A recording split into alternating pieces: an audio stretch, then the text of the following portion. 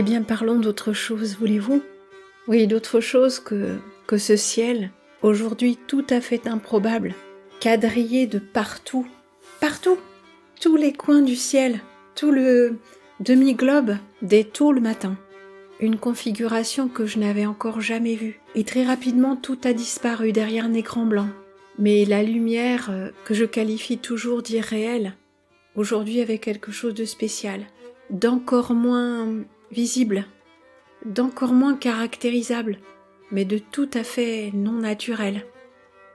Une offensive largement partagée sur le territoire national, et un sentiment que quelque chose se passe, alors que personne ne remarque rien, et que c'est à peine visible, parce que c'est très effacé. Mais parlons d'autre chose. Partons en voyage. Un de ces voyages dont j'ai le secret, comme vous le savez. Non, nous n'irons pas très loin. Voilà qui m'évoque le titre de ce livre, Voyage autour de ma chambre, il me semble, que je n'ai jamais lu. De qui est-ce ? J'ai toujours dans l'idée que c'est d'Anatole France, mais je n'en sais rien. Et d'ailleurs, je ne crois pas. Mais qu'importe, nous partons en voyage ici même. Nous partons à la recherche de traces du passé, non pas parce que c'est le passé, mais parce qu'il nous parle de quelque chose, pas uniquement du temps, et pas uniquement de ce qui n'est plus, mais de ce qui a de la valeur, de ce qui a de l'authenticité, de ce qui parle à notre âme d'être humain. Oui, incarné dans le temps linéaire de l'involution, c'est sûr. Malgré tout, dans ce temps-là, nous pouvons nous positionner. Mais surtout, nous pouvons regarder et apprécier.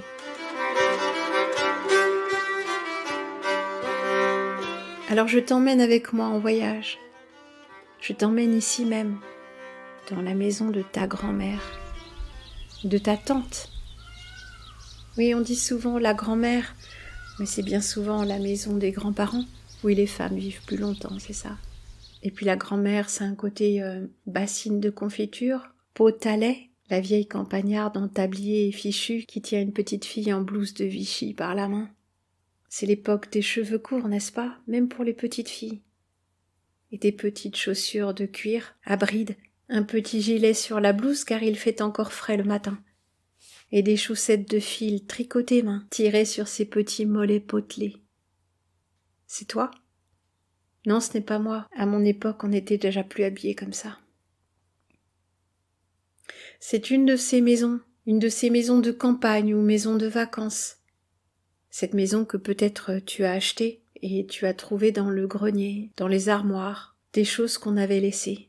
Oui, des meubles ont été laissés, mais aussi quelques babioles ébréchées qui n'intéressaient personne et que personne n'a pris soin d'aller jeter. Tant mieux, n'est-ce pas ? Oui, dans la maison de ma grand-mère, si j'avais su, si j'avais su il y a déjà 20 ans quand je l'ai quittée, que je regretterais de toutes mes forces ce que j'y ai laissé. Et pourtant, il fallait partir. Le fallait-il ? Eh bien, je ne sais pas. Cet endroit qui me parlait, parce que j'avais encore en tête les photos des années 50, cet endroit était en train de s'urbaniser. Des voitures de plus en plus luxueuses et de plus en plus puissantes jetées à pleine vitesse sur cette petite route. Et de la vigne, donc des machines. Non, je n'y avais plus ma place. Mais cette maison, elle, chuchotait encore à mon oreille. Son odeur avait disparu, et elle avait été remaniée de plusieurs façons, en bien et en mal. Les latrines, bien sûr, étaient les premières choses qu'on a enlevées. Quand on a fait une espèce de salle de bain au milieu de la belle salle, en montant un double mur en carreaux de plâtre, ça n'avait ni queue ni tête. Et quant à moi, j'aurais fini par faire sauter ces murs et j'aurais restauré le carreau de ciment originel, sauf que le bac à douche avait bien sûr désagrégé tout cela. Mais qu'importe. Cette maison aussi, c'est des souvenirs dans les lointains du passé. Ça n'est pas la maison qui est importante. C'est le travail du tailleur de pierre. C'est le travail du charpentier. C'est l'odeur humide de ces papiers peints d'époque, un peu gaufrés et aux couleurs ternes. Il me suffit d'y penser et je suis plongée dans un autre monde. Un autre monde qui n'est pas uniquement un monde révolu, un monde du temps passé, en remontant la ligne du temps linéaire, en remontant la frise chronologique du temps linéaire. Non, c'est un lieu pour ma conscience. C'est un lieu où des choses vivent toujours. Un lieu astral? Je ne sais pas. L'esprit humain est plus que ses fantasmes. Mais ce sera pour un autre jour. Ouvrons l'album. Ou plutôt, non. Naviguons à vue dans les 3 dimensions illusoires de ces 4 murs. Un peu de couleurs pour commencer, sont-ce les couleurs du vivant, les couleurs de la terre, les couleurs des émaux, et les couleurs lustrées de ces agrumes. Non, ce ne sont pas des choses anciennes, j'en conviens, même si le petit bol est déjà ébréché, même si on voit la trace des mains de l'homme qui tourna le pichet, et la trace des doigts d'un autre potier qui lui plongea le bol aux agrumes dans la solution d'émaillage. Oui, ce petit point à la base, ce petit point clair, c'est le grès non émaillé, la trace de son pouce. J'avais trouvé ce petit cadre, non pas ici, mais je crois, à Emmaüs, au Secours catholique, un petit cadre au point de croix, des violettes, encadré fort proprement d'une baguette dorée. Un tout petit carré, un tout petit ouvrage de dame. Plus on s'approche et plus le motif disparaît. Qui verrait une violette là-dedans? Mais l'ensemble, le coup d'œil, c'est tout à fait ça. La forme de sabot, les petits élancements, ces petites langues, ce petit point jaune. Alors j'ai essayé de copier. Non, je n'y suis pas arrivée. Le point compté, c'est vraiment pas pour moi. Mais c'est pas grave, je me suis appliquée. Et vu les énergies très basses du moment, ça c'était en décembre il me semble, eh bien j'ai dû mettre des loupes, oui des lunettes loupes, parce que je ne voyais plus assez bien. Mais qu'importe. Discipliner l'esprit avec de la couleur. C'est toujours ça, non? Sous ce bol, il y a la table. Et entre la table et le bol, un dessous de plat. En vannerie spiralée tout à fait sauvageonne, c'est du jonc. Du jonc qui poussait sur le terrain où j'habitais, dans une roulotte fixe. Enfin, elle était à roulette, mais j'y étais à demeure. Elle aussi était à demeure dans le pré. Nous avions coupé des joncs avec mon ami René. Et je m'y suis essayée, mais je n'ai pas assez serré. Alors c'est un peu lâche. Quand c'est frais, on ne se rend pas compte. Et quand c'est frais et vert foncé, jamais on ne pensera que ça prendra ce ton de paille. Oui, je l'ai gardé avec moi. Il me faut bien cette photo pour me souvenir qu'au début de l'année, il y a eu un peu de chaleur. Et ce magnifique papillon, venu me saluer, très adorable, certainement un peu engourdi de froid. Ouvrage de dame, très utile à la maisonnée, une machine à coudre qui ne tombe jamais en panne électrique. Elle avait bien mérité de reprendre du service. Et comme vous le voyez, elle n'est pas si vieille. Le coloris, la forme, tout nous indique il ne s'agit pas d'une de ces anciennes singères toutes contournées, arrondies, noires. Très belle facture néanmoins. Mais on voit bien que peu à peu la beauté se perd. Tout est moins ouvragé. Qu'importe, elle fonctionne bien. Et le B indique qu'elle a été fabriquée en France, dans le site de production dont la ville commence par un B. Sinon c'est K, pour le même modèle 191, et c'est fabriqué en Angleterre. La vis de mon moulin est esquintée. Oui, il paraît que ça arrive, mais ça fonctionne encore en se donnant du mal. Oui, c'est bien conçu, mais quand c'est usé, c'est usé. J'ai trouvé à racheter un nouveau moulin, plus grand et qui fonctionne mieux. Mais il est beaucoup moins beau, évidemment. Sa manivelle n'a pas cette jolie forme contournée. Et tout est plus quelconque.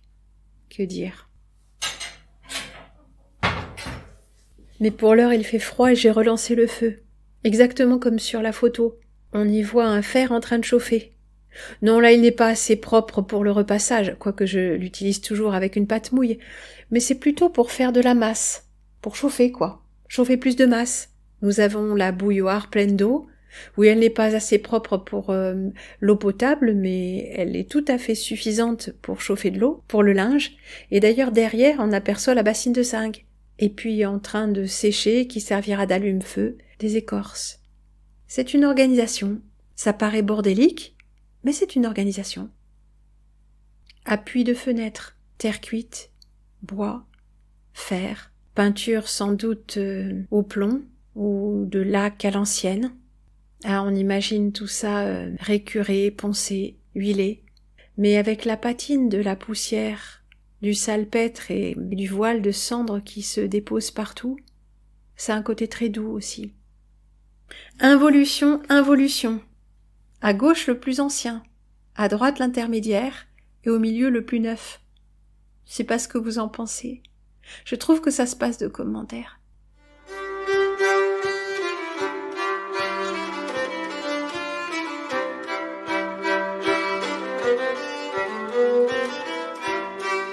Porcelaine, bois, métal. Bien lessivée, la porte ne nécessitera même pas un coup de peinture. Non, en général, le nettoyage suffit. Les choses retrouvent plus facilement leur éclat qu'on ne croit. Chaise de paille. Usée. Usée jusqu'à la corde, c'est le cas de le dire. On voit bien d'ailleurs comment c'est fait. Une âme et un ruban de paille brillante autour. Et on voit même que ça a été un petit peu réparé. Non seulement c'est usé, mais c'est affaissé. Mais qui sait pailler les chaises, chers amis? Qui sait pailler les chaises? J'ai vu qu'il existait des formations très très chères. Très très très chères. Et non certifiantes, bien sûr. Mais qu'importe, a-t-on besoin d'un certificat pour pailler les chaises? En tout cas, il existe des variantes où on utilise du papier ou du tissu dans une démarche d'upcycling. Upcycling, oui, de valorisation. Mais ces chaises, cette chaise, regardez-la, elle a été faite à la main. À la main avec des outils de chaisier, vous savez, ces petites haches incurvées. La hache est incurvée, oui, un peu comme une herminette. Et elle n'est pas symétrique. Non, ce n'est pas un effet de la photo. Un côté plus haut que l'autre. C'est vraiment fait à la main. Dommage, elle a été vernie. Un de ces jours, je l'égrainerai, je la poncerai. Et puis, je la rempaillerai, si jamais j'apprends à le faire. Un ustensile fort utile et qui marche fort bien. J'en avais eu qui ne fonctionnait pas, mais alors celui-là, très léger, minimal et fonctionnel. Petit bouton de bois, mécanisme de métal, rien à redire. Je ne sais même pas si un de ceux-là ne se serait pas trouvé dans ma collection personnelle, que ce ne serait pas l'un des couvercles de ma grand-mère. Quelle grand-mère, me direz-vous? Je ne sais même plus, mais j'en doute. Heureusement, on en trouve encore, un peu cabossé, couvercle d'aluminium. Il y en a tellement parmi vous qui ont peur de cuisiner dans l'aluminium. Oh, ça donne, aïe, aïe, aïe. Non, je ne crois pas. Dans la famille de ma mère, de mémoire d'homme, on cuisinait dans l'aluminium, de l'aluminium bien épais. Ah, il y avait toute la batterie de cuisine, il y avait même un pot à lait dans lequel on faisait bouillir le lait, avec la peau, vous savez. Eh bien, non. Il n'y a pas de cas de démence sénile du côté de ce côté-là de la famille. C'est amusant, n'est-ce pas? Petite lampe à tulipe d'opaline. Peut-être que la tulipe est ancienne, mais la lampe ne l'est pas. Ce sont des lampes Ikea, trouvées chez le brocanteur. Ah, tellement jolies, en je ne sais pas quoi, en acier brossé, qui fonctionnent ou ne fonctionnent pas, refonctionnent. Il suffit pour ça de les porter à quelqu'un qui a un peu d'affinité avec l'électricité. Il n'a même pas besoin de les réparer. Il les regarde, il les retourne et elles marchent. Ouais, ça s'est passé plusieurs fois. Ah, je disais que toute peinture était inutile, mais du côté de la chambre, je me suis fendue d'une peinture vert sauge pour la porte et aussi pour le mur, j'ai fait quelque chose. Parce qu'il n'y avait rien. Il n'y avait qu'une peinture d'après blanc assez triste, sur lequel j'avais mis un peu de chaux, mais c'était pas ça. C'était toujours en chantier. Alors j'ai fait une patine, un effet, oui, puisque le mur est irrégulier, autant en tirer parti. Et puis en haut, eh bien j'avais ce blanc, mais c'était vraiment trop clair. Alors j'ai mis dedans de la chicorée, mais j'en ai mis trop. Alors j'ai dû remettre du blanc. Enfin, C'était un peu complexe. Mais pour finir, très joli. En 2 ou 3 passes. Mais très simplement, en jus. Oh, je vous expliquerai ça un jour ou l'autre. Le carrelage est affreux, usé, sordide. Mais mettons que ça donne un style. Et ça, c'est l'armoire. Comme beaucoup de meubles à une certaine époque, mais pas lors de leur construction, elle a été vernie. Et à l'aide d'un petit tampon pour la vaisselle, laine ou en maille de cuivre, je gratte doucement, j'égrène le vernis. Ah mais c'est très joli, c'est du chêne. Une fois ciré, ça va être magnifique. Le bouton en bois tourné d'un des 2 tiroirs de l'armoire, il est abîmé, mais il est toujours là. L'autre tiroir n'a pas de bouton, mais une serrure. C'est le tiroir qui se verrouille, le tiroir à secret. Nous n'avons pas parlé de cette table, mais sur la table se trouve une table de repassage, faite maison. Il y a même de quoi l'accrocher et l'attraper. Il y avait même sa housse, mais la housse a pourri. Et il y avait un adorable petit laireau qui avait trouvé refuge dedans pour hiverner et que, sans le faire exprès, j'ai chassé. Pauvre chou, j'ai senti quelque chose de lourd après avoir retiré la table de sa housse et puis j'ai retourné et le petit laireau est tombé par terre et ça l'a réveillé, il était complètement ensuqué. J'avais fait les photos, je vous les avais montrées je pense. Donc je n'ai plus de housse. Et il faudrait bien un petit coup de javel sur ce tissu, mais c'est encore très fonctionnel. Heureusement qu'elle est là d'ailleurs. Ces gants. Ah, ils font les mains un peu épaisses, oui. Ma grand-mère avait fait des gants de résille comme ça, qui étaient certainement ses gants de mariage, que j'ai gardés longtemps, et puis je ne savais pas quoi en faire parce que je crois que il démarre l'ouvrage à partir de l'élastique du poignet. Et quand l'élastique cuit, c'est problématique. Je crois que tout se débine. Mais ça, c'est une maille vraiment très complexe. Il n'y a pas le même motif sur tous les doigts, regardez. L'index est différent. Quel travail! Je parlais des gants de ma grand-mère paternelle, mais ça, cette boîte-là, c'était chez ma grand-mère maternelle, elle l'avait toujours gardée. Champagne lu. Non, ce n'est pas sa boîte. Je sais pas ce que j'en ai fait. Je crois que je ne l'ai pas eu entre les mains. Mais l'idée m'en est revenue. Et j'ai trouvé ça, d'occasion. Oui, je l'ai cherché et je l'ai trouvé. Lefèvre utile. Je me disais que de l'avoir sous les yeux et de m'en servir pourrait réveiller peut-être quelque chose de l'ordre d'un souvenir enfoui, oublié, dont j'ai besoin. Mais non, ça n'est pas remonté. Il y a des choses, constamment, mais qui restent sous la surface. Néanmoins, d'avoir cela sous les yeux, ça me fait du bien. Est-ce de la dentelle de Bruges ou plutôt du point de tulle? Regardez cette résille en hexagone. Ça, c'est de la dentelle au fuseau. Et ce ne sont pas des boudoirs, mais des biscuits champagne. Et c'est assez ancien, cette sérigraphie sur métal, de très bonne qualité. À ce qu'on ne voit pas et que je n'ai pas pris en photo, ce sont les côtés de la boîte, vraiment les 2 petits côtés, où il y a la composition. Et sur l'un des côtés, nous avons la composition en français et en arabe, et de l'autre côté, en vietnamien et en japonais. Eh bien, je ne sais pas, je suppose que c'était pour l'exportation ou pour les colonies. Curieux, n'est-il pas? Savez-vous combien il existe de manufactures de savon de Marseille? Eh ben, un bon paquet, finalement. Ici, c'est Corvette, mais nous avons fer à cheval, je sais plus, il y en a tellement. Curieux et dérangeant ces portraits colorisés d'enfants, dans des cadres ovales qui ne sont pas anciens, mais les photos sont anciennes, en tout cas les originaux de ces photos. Un petit garçon emballé dans une sorte de maillot, de robe, de choses curieuses. Ceci, nous l'avions trouvé lors d'une brocante, il me semble. C'est un album de famille. Il n'y a pas de date et pas de légende. Mais il nous faudrait l'ouvrir un de ces jours. Il y a des choses intéressantes à regarder. Ou plutôt, ces visages nous posent vraiment beaucoup de questions. Quelques détails de vêtements aussi. La tranche de cet album, qui est de toute petite taille, la tranche est dorée. Les passe-partout sont gaufrés, comme vous voyez. La reliure est plein cuir. Il y a un fermoir de métal. C'est un très bel objet.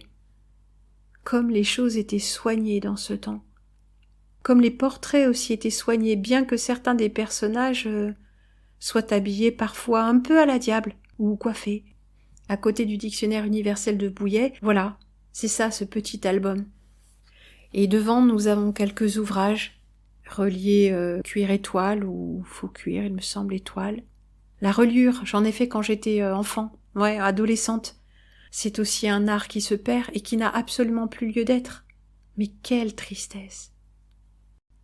J'avais acheté ceci, Pierre Larousse, grand dictionnaire universel du 19e siècle. 1870, 1860, je ne sais plus. Mais je n'ai pas tous les tomes. J'avais payé ça une fortune, c'était 10 € le tome.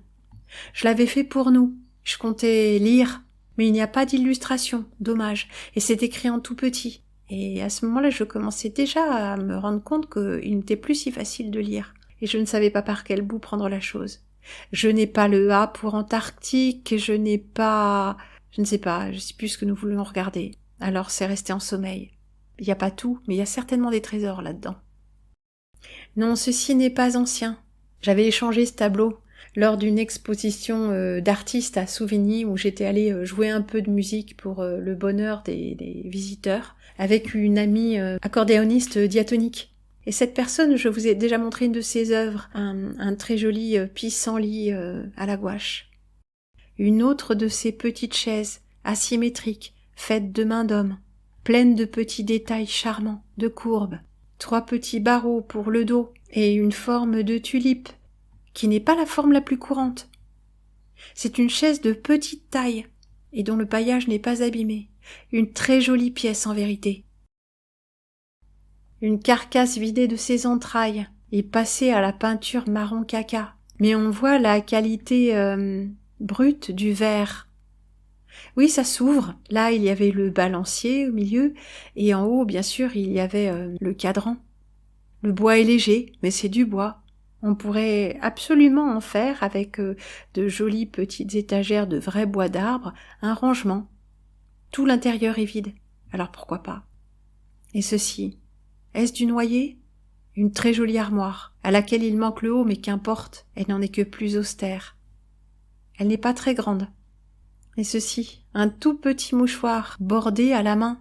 Ça, ces petits bouts là, ces petits picots, c'est fait à l'aiguille. Ah, c'est pas très compliqué, mais il faut s'y coller. Ça aussi, c'est fait à la main. Un tissage un peu irrégulier, un double rentré fait au point d'invisible, et puis une petite bordure de dentelle qui, elle aussi, vraisemblablement a été faite à la main. Mais tout ça, ça part à la poubelle, constamment. Alors ça, c'est très joli. Je crois que j'avais trouvé ça dans une gratuiterie. En réalité, c'est plus rose que rouge, la couleur n'est pas vraiment la bonne. Un fuchsia profond. De grandes franges, une broderie ton sur ton absolument magnifique. Ton sur ton et en relief. Ce qu'ils appellent la broderie blanche. Non pas parce que c'est blanc, mais c'est le style. Généralement, c'est blanc ton sur les draps.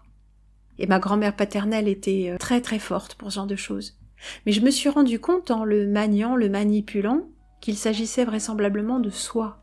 C'est une pièce très belle, en ovale, très très luxueuse. Et ça, c'était dans une gratuiterie aussi. Je ne l'aurais pas acheté parce que je n'ai pas de quoi l'écouter, je n'ai plus ce qu'il faut, depuis longtemps d'ailleurs. La pochette elle-même est belle, cette nature morte, gaufrettes. Oui, ce sont des gaufrettes, c'est censé être des sortes de cigarettes russes.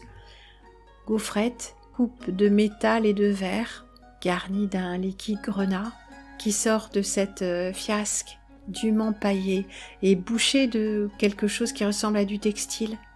Le décor de la nappe et du fond est tout à fait moderne, d'une sobriété tout à fait moderne. Mais je n'ai pas pris cette pochette uniquement pour son illustration. Non, Vivaldi, concerto pour 2 mandolines et orchestre, à cordes en sol majeur. Et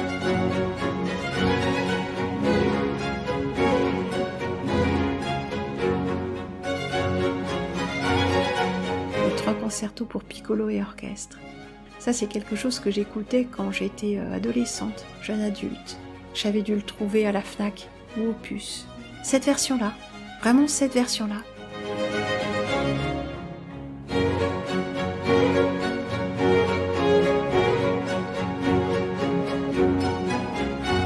Regardez les petits personnages sur ce piano jouet d'enfant. Ce sont des Catalans. Des Catalans ou des Basques? Ah voilà, que je ne sais plus. Non, je crois que ce sont des Catalans, parce que là, j'ai relevé le clapet, mais on voit les petites chaussures de Catalans, je crois. Alors ça, c'est pas du plastique, mais c'est du métal. C'est creux, en fait, c'est recourbé. Malheureusement, il fonctionne mal.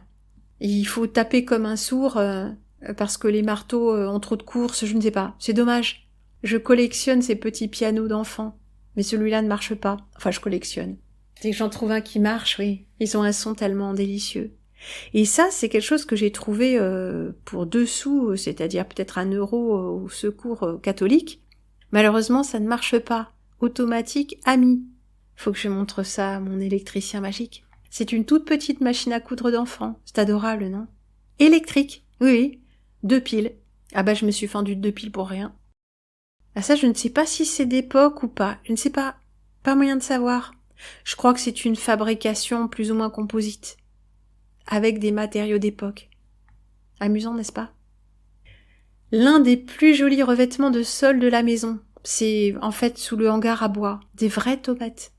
Ça coûte une fortune maintenant, hein, même des vieilles, surtout des vieilles. Dire qu'on désosse des maisons. Et dans cette maison, il y avait quelques trucs qui se sont retrouvés là. De la vaisselle dépareillée, de plutôt belle qualité si on considère ce qui se fait maintenant. Enfin, je veux dire le tout venant. Poterie de grès vernissé. Je crois qu'il y a un couvercle avec ça, et qu'on fait cuire dedans. Mais c'est bien pour conserver les aliments. Glaçure craquelée du plus bel effet, n'est-ce pas? Et ces objets usuels de l'ancien temps. Un petit fer. Ah, qu'il faut utiliser avec une petite manique si on ne veut pas se brûler. Compagnon des matins parfumés, le moulin à café. Celui-ci, c'est un Japy, une marque connue à l'époque aussi. Et ceci, le porte-filtre Melita. Ça, c'est pour 2 tasses. Il était dans la maison.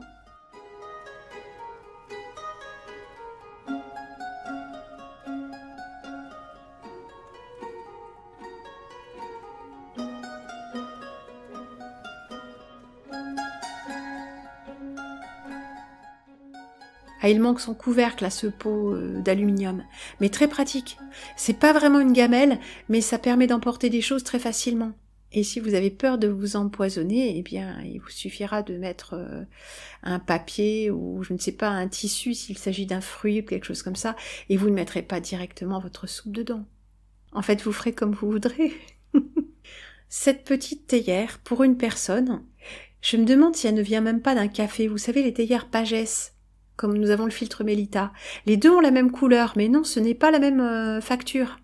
Et regardez, ah oui, ici l'eau est facilement calcaire ou facilement rouge avec le thé. Ce que nous voyons là, alors nous voyons beaucoup de choses. Le couvercle et ces 2 petits ergots. L'un se rentre côté poignet et l'autre s'enquille dans le trou. Et il n'y a plus qu'à faire un quart de tour. Et ça tient. Et il y a un petit trou dans le bec verseur. Et ben ça évite la goutte. Ouais, c'est drôlement bien fait, hein. Tout simple mais fonctionnel. Je veux dire, il y avait des ingénieurs dans les années 50 et les années 60 qui étaient aux manettes quand même, qui faisaient des trucs qui avaient du sens et qui fonctionnaient. Ça, c'est le pot à lait. Je sais pas vous, mais moi j'en avais jamais vu avec la chaîne. En brocante ou à la poubelle, tous ceux qu'on trouve n'ont plus leur couvercle, ou s'ils l'ont, ils n'ont pas la chaîne. Donc je savais même pas qu'il y avait une chaîne. Ça aussi c'est bien conçu, finalement. Lui aussi lui manque quelque chose. Un support, un bol, un machin, je ne sais pas quoi. Je sais pas si c'est un pèse-lettres ou un truc de cuisine. Difficile de savoir. Et il faudrait que je sache s'il est étalonné. On me l'a vendu comme non étalonné, ne fonctionnant pas. Mais a priori, les mesures que j'ai faites, notamment pour envoyer des colis à la poste, c'était assez proche de la vérité. Des tasses, peintes à la main. Du Digoin. Ça, c'est du Digoin. Il a un défaut. Oui, des épaisseurs dans la peinture.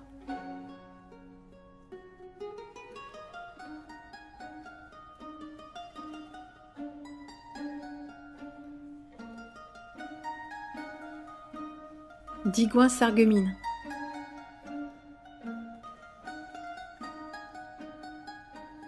Chicorée et je ne sais plus, rose.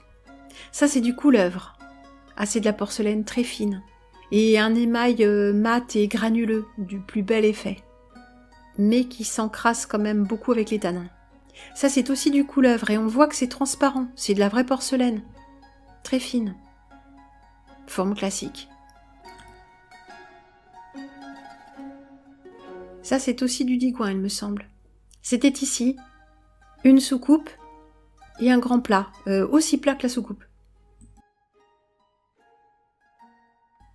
Villeroy et Bord, on dit ébauche, mais c'est Bord. Là aussi, ce qu'on voit, c'est les traits de pinceau. Rose, réséda, parme, bouton d'or.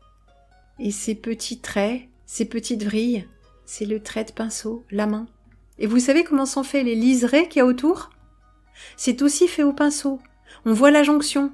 En fait, on fait tourner l'assiette sur un support et on bloque sa main. Enfin, on bloque sa main, on pose sa main. On pose la pointe du pinceau et on fait tourner l'assiette. J'oserais jamais faire un truc pareil. Ça, c'est un travail de femme en général, dans toutes les fabriques. J'ai vu ça même à Couleuvre. Ça, c'est la série qui va avec la tasse. Et j'ai un ravier aussi, qui est le même. Et ça, c'est de la décalcomanie. Mais de qualité, hein. Enfin, c'est-à-dire de l'impression vitrifiée. Ça, c'est un compotier, mais il est si plat que ça ne se voit presque pas. Ça aussi, c'est de l'impression vitrifiée. Ou peut-être du pochoir. Je ne sais plus. Refabrication contemporaine de couleuvre depuis que la fabrique a été reprise. Ça, c'est plutôt rare. Une fabrique de porcelaine dans un village de 3 habitants à l'heure actuelle, ça va à l'encontre de tout ce qu'on pouvait penser sur ce qui est en train de se passer dans le monde, vous ne trouvez pas ?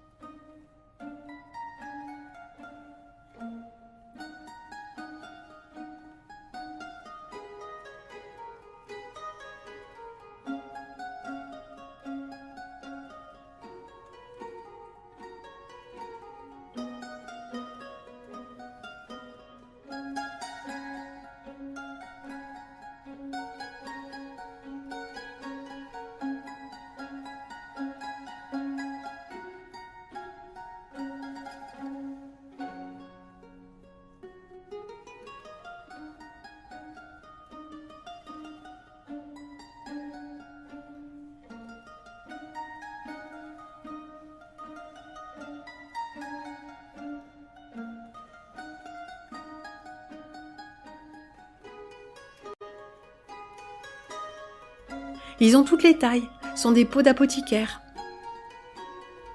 Et ça, des vers gravés. C'est pas joli ? Des feuilles, des motifs géométriques et des grappes de raisin, bien sûr. Années 40, années 50. Petits verres à liqueur, à apéritif, en forme de tulipe. Et le verre dé à coudre. Et on voit qu'il est pas très propre et qu'il a un éclat.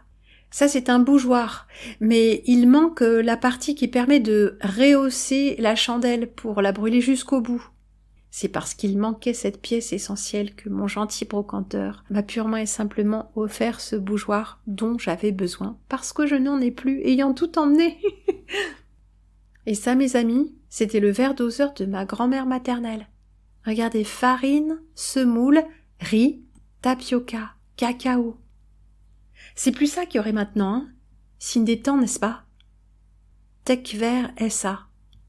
Ah, c'est un truc très costaud.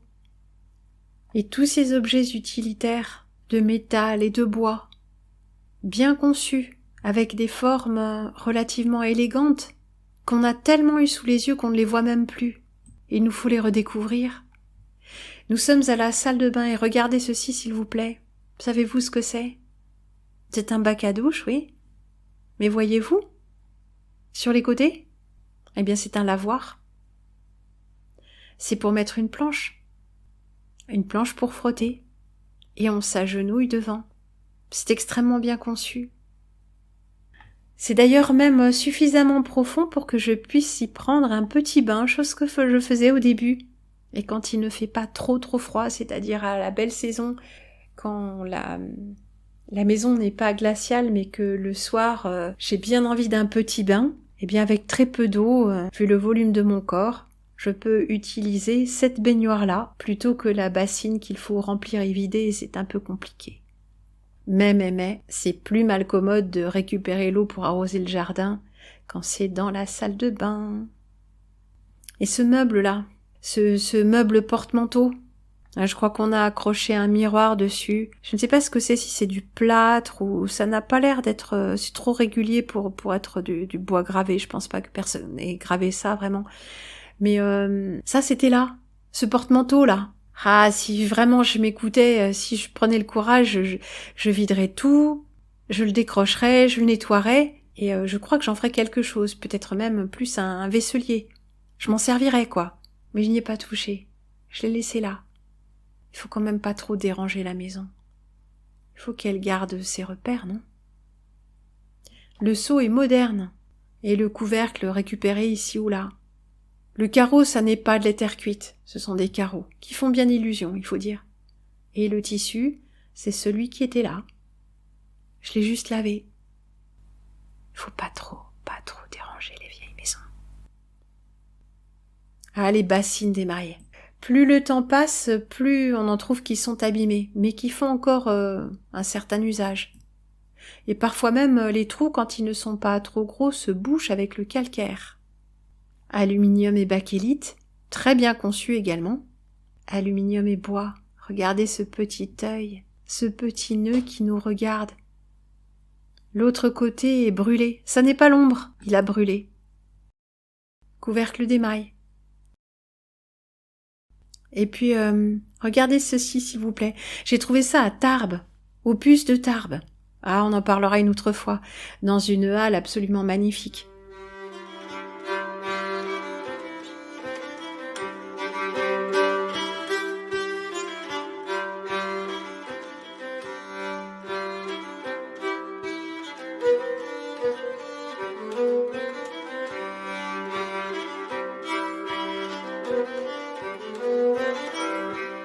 Ça, c'est la forme nervure, classique. Est-ce que c'est pas beau? Une cuillère d'argent. Ah, il en suffit d'une, hein, pas besoin d'avoir toute l'argenterie. Mais il faut s'en servir, la mettre dans sa bouche. Et comme ça, elle libère les ions argent. Pas besoin d'acheter de l'argent colloïdal. Et regardez, j'ai choisi celle-ci parce qu'elle a un monogramme, qui est vraiment magnifiquement fait. Hein. Et ça, c'est une fourchette que quelqu'un avait oubliée chez moi, d'argent aussi. Petite nervure et monogramme, mais qui n'est absolument pas fait de la même façon. Ça, c'est fait, on pourrait dire, à l'arrache. Ah, c'est très joli aussi, c'est plus artisanal, mais rien à voir. Cuillère en argent, cuillère à café en argent, c'est-à-dire la plus petite. Elle est un peu cabossée, mais elle a un poinçon. C'est de l'argent. Et le brocanteur d'outils chez qui je l'ai trouvée me l'a tout simplement offerte, parce que j'avais pris un assortiment de ciseaux à bois, et qu'elle était abîmée. Et ça, c'est un de ces meubles, je ne sais pas, de salle de bain, qui était dans la maison aussi. Non, ce n'est pas de la saleté, c'est la peinture qui est abîmée. Il n'a pas de tablette non plus, mais j'ai trouvé un dessus de, je ne sais quoi, gazinière, je crois, impeccable, et qui fait tout à fait l'usage. Ça, c'était là aussi, un allumeur piézoélectrique. Non, c'est pas ancien, mais ce modèle-là, c'est pas récent non plus, hein. Ah, une institution des maisons de campagne et des maisons tout court, hein. Le tiroir de la table de la cuisine. Alors maintenant, c'est plus le tiroir de la table de la cuisine, mais il y a quand même un tiroir comme ça. Même si on a voulu complètement aseptiser les cuisines équipées, le mobilier et tout, il reste quand même des endroits à bordel. Mais là, on trouve des choses qu'on trouvait avant. La capsule pour recapsuler les bouteilles de bière, l'œuf à thé, les bouchons, un fil à couper le beurre, une boîte d'allumettes avec des allumettes ou avec des vis, des graines. Enfin, des semences, des bouchons, l'indispensable tire-bouchon, etc. Des piles usagées, des tournevis défoncés. Ah, le tabouret de métal. Et celui-ci n'est pas en formica. Il a un léger rembourrage, une espèce de matériau toilé, très légèrement rembourré. Et ceci, savez-vous ce que c'est? C'est une pièce posée sur un drap. Regardez si c'est joliment fait. Couture, rentrée. Là, ce sont les jours, des jours échelles, simples. Et ça, c'est l'initiale, marquée au coton rouge. FM. Non, je plaisante pas. C'est pas moi qui l'ai fait, hein. Ça, c'était un cadeau. Mais c'est un objet un peu ancien. Une boîte en étain, avec une marguerite en relief. Ah, je me suis demandé ce que j'allais faire de ça. Et puis, je me suis rendu compte que ça avait son utilité pour les petites pièces ou les grandes épingles. Oui, parce que j'ai acheté par erreur une boîte d'épingles, mais tellement surdimensionnée que je vois pas trop ce qu'on peut en faire. Bah même dans les gros tissus, comment tu veux rentrer ça? Mais ça aurait sans doute son utilité. Ici, présenté sur un tissu gros bleu pour tablier français. Ah tiens, la voilà. C'est la soupière qui va avec la série de la petite tasse que je vous ai montré qui avait un défaut. Quand je regarde cette rose, la Bordeaux, et non pas les petites fleurs bleues, non, qui ne sont peut-être pas déchicorées malgré tout, j'ai non pas des souvenirs qui remontent, mais des impressions. Oui, il y avait ça. Je me suis mise à collectionner le Digoin, enfin collectionner, trouver, regarder des pièces comme ça dans les brocantes, et au secours populaire, secours catholique, etc., parce que il m'est revenu que dans la maison de ma grand-mère paternelle, en Bourgogne, il y avait ça. Il y avait du Digoin. Ben on n'était pas très loin de Digoin, à Mâcon. Et ici on n'est pas très loin de Digoin, à Bourbon. Oui, parce que c'est équidistant, quasiment. Digoin, c'est la limite de la Saône-et-Loire et de l'Allier. Il y a un pont canal que je vous encourage à aller voir un jour ou l'autre si vous en avez l'occasion.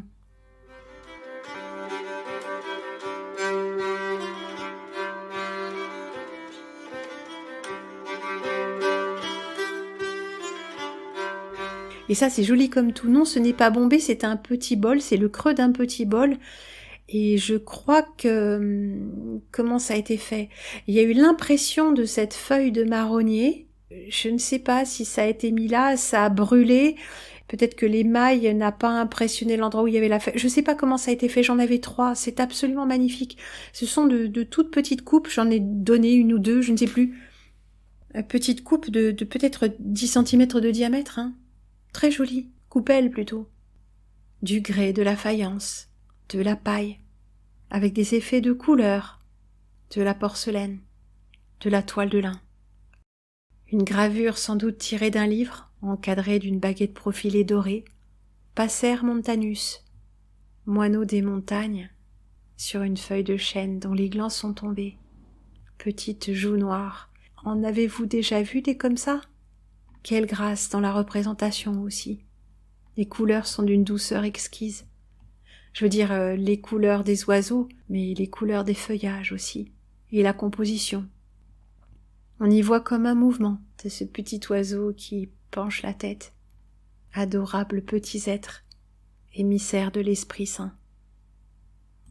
Et ça, c'est la table, non pas la table de Saint-Michel qui n'est plus ici, mais cette table qui était là, dehors, rongée au verre, abîmée, qui a joué, dont les nœuds se sont complètement disjoints, et qui me sert à faire mes émissions, à manger mes repas, à couper des vêtements. Ah oui, c'est pas évident, hein, sur un truc aussi inégal et disjoint. Mais je fais tout sur cette table. Elle a ses petits pieds aussi qui partent un peu vers l'intérieur. Et ça, c'est l'un des murs que je n'ai pas pu me résoudre à repeindre. Enfin, un tout petit peu, en partie. Là où il y avait déjà des peintures ou je ne sais quoi. Mais je l'ai gardé au maximum tel quel. Un vrai tableau, n'est-ce pas? Et les couleurs, d'une douceur. Des rouges de briques fondus dans des tons crayeux de chaux. Parce que c'est bien de ça qu'il s'agit. C'est la brique en dessous, dont la couleur fuse. N'est-ce pas joli? Et qui invite à toute rêverie. Et non, ce n'est pas ma baignoire, c'est celle que la charmante Patricia me prête pour prendre des bains, récupérer de l'eau. Il va bien falloir que je la lui ronde un jour ou l'autre. Du reste, elle est un peu petite pour les bains, mais elle va bien pour la lessive. Zinc, aluminium, installations anciennes, mais plastique récent. Cuivre, alu, faïence, acier, fonte, des poutres équarries à la main, recouvertes d'une peinture marron caca ignoble. Mais la poutre centrale est une splendeur. Énorme. Et cette petite verseuse n'est-elle pas adorable? Parce qu'elle était un peu ébréchée, je crois, je ne l'ai pas vue pendant longtemps et l'ai laissée en usage au jardin pour les plantes ou je ne sais quoi. Et puis, comme je manquais d'ustensiles et que j'étais absolument charmée par sa couleur d'un bleu vert céladon absolument délicieux, enfin plutôt vert que bleu, un verre d'eau céladon, je l'ai remise en service et elle me ravit. Ce sont des objets solides, mais des objets bien faits, dans leur forme, dans leur couleur. Bien sûr, il y a eu plus beau avant, c'est certain. Mais la façon dont ils sont cuits, vitrifiés, la solidité, la beauté de leurs matériaux, c'est quand même quelque chose à tenir dans les mains, à avoir sous les yeux. Et ces petites pinces, qu'en dites-vous? On dirait des petites grenouilles en train de sauter hors de l'eau. Ah, elles sont usées pour certaines, les mâchoires ou les mâchoires qui coupent ou les mâchoires striées, mais elles font bon usage. Et elles ne sont pas grippées. Toutes petites, à ma main. Et ceci, 12, 14, je ne sais plus. Est-ce que ça n'est pas ravissant? La patine de son métal sur ces veines de bois grisé, usé, ça raconte toute une histoire, vous ne trouvez pas? Il n'y aurait pas beaucoup à inventer pour partir loin.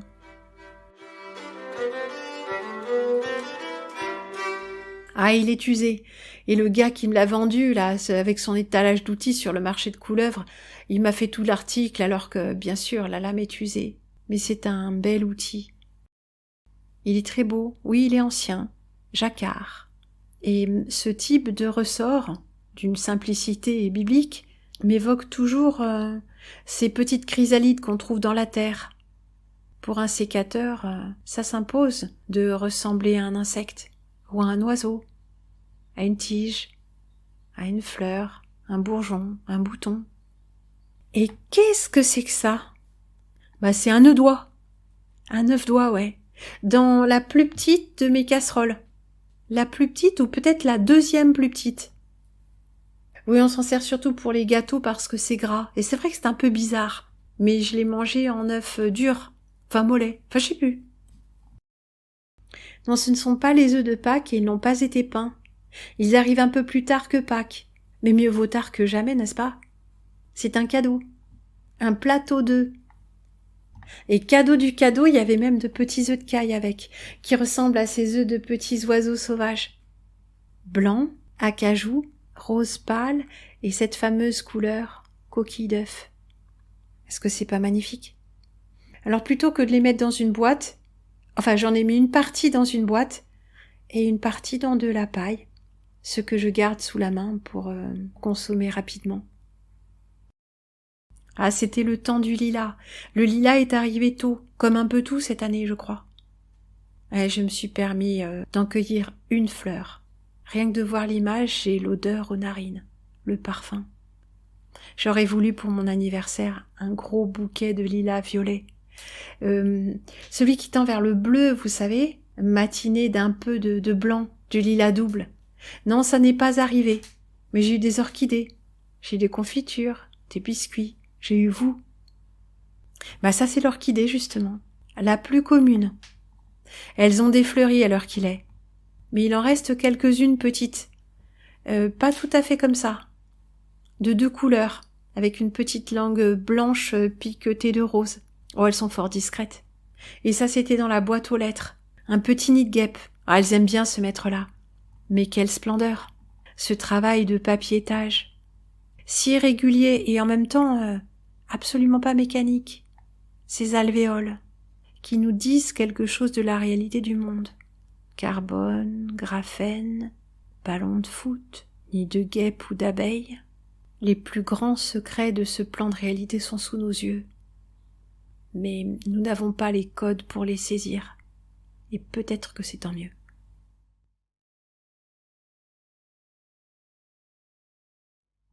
Et savez-vous ce qu'est ceci? Alors c'est apparemment pas très ancien, parce que le robinet est en plastique, là, vert et jaune, et là, en haut, dans le trou du haut, il manque quelque chose, c'était un embout et il était rouge, mais il était cassé. Ça s'appelle une vache à eau. Et c'est un truc de l'armée. C'est un bidon en chanvre. En toile de chanvre. On le remplit d'eau. Et non, ça fuit pas tant que ça. Moi, j'avais eu un seau comme ça que j'avais acheté au Puce, mais il y a très très longtemps. Un seau avec une petite armature ronde pour le fond. Et pour le haut, ça se repliait comme ça.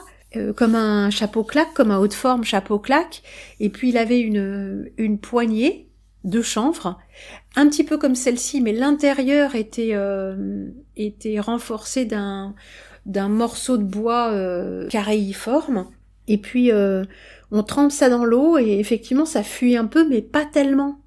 Bien sûr qu'on va pas emporter des seaux quand on est en campagne ou en bivouac, ou enfin quand on a tout l'attirail sur soi dans des sacs à dos. Ça, c'est très pratique. Par contre, j'ai essayé, on peut pas le remplir en le plongeant dans l'eau. Ça ne marche pas. Il faut remplir ça à un robinet. Enfin, ou un tuyau, enfin quelque chose comme ça. Une vache à eau, ça s'appelle. Et là, il y a même un robinet. Et ça, c'est un pesant. Ah oui, là, la flèche n'est pas dans le bon sens puisque ça tire pas dessus. Mais oui, c'est curieux. Je sais pas comment j'ai pu le prendre en photo comme ça parce que là, je l'ai sous les yeux au mur. Et en fait, la flèche est vers le bas. La conception est extraordinaire. Regardez le crochet, tout ça, c'est fait à la main. C'est irrégulier. La petite plaque de cuivre est emboutie. Pic, pic, pic, pic, pic. C'est même pas super régulier. Extraordinaire. Donc ça doit être approximatif. C'est en dizaines de kilos, donc ça n'a pas besoin d'être très très précis. Et regardez, c'est une pièce de métal. Quand on pend quelque chose de lourd au crochet, l'ovale, qui est d'une seule partie et n'est pas fixé, se détend. Et en fait, la flèche, là, elle est censée être rabattue vers le bas. Et quand on tire dessus, ça repousse, une partie repousse l'arrondi près du pivot, là, et fait remonter la flèche. C'est un système vraiment très simple. Donc c'est accroché par le haut, dans le petit trou, on accroche ça sur quelque chose de solide en hauteur. Et puis on accroche, mettons, les sacs de grains, les sacs de je ne sais pas quoi au crochet, et on peut les peser. Fer forgé et cuivre. Ou laiton plutôt, laiton.